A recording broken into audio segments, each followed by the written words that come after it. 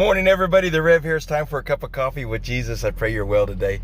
Man, okay. Manipulation is a wicked, wicked thing. Paul lines it out in 1 Thessalonians 2. It says, "My dear brothers and sisters, it's obvious that our ministry among you has been proven to be fruitful. And though we had already suffered greatly in Philippi, where we were shamefully mistreated, we were emboldened by the faith in our God to fearlessly preach His wonderful gospel to you, despite the incredible opposition.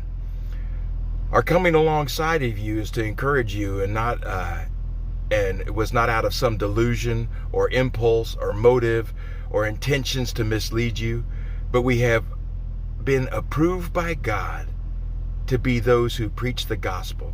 So our motivation is to preach is not pleasing people, but pleasing God, who thoroughly examines our hearts." He goes on to talk about how the reason why they came, we worked day and night, we weren't a burden to you, that you saw the fruit.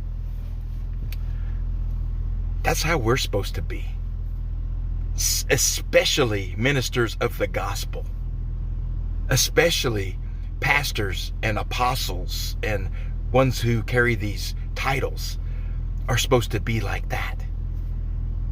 They're above reproach. Paul was making a very bold statement. He was saying, he goes, "Hey, I didn't try to mislead you." So you have to think of the context of Paul. Paul, who was the Pharisees of all Pharisees, right? Paul, who had a face-to-face encounter with Jesus.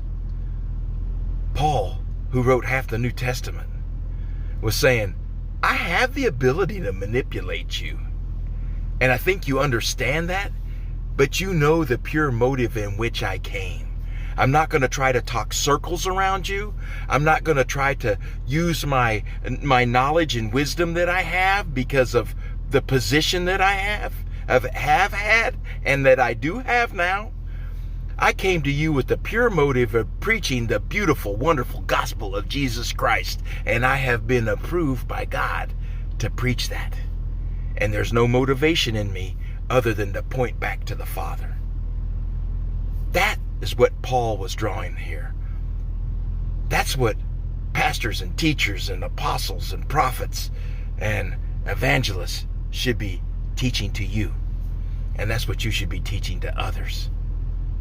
The beautiful, wonderful gospel of Jesus Christ, with no motivation other than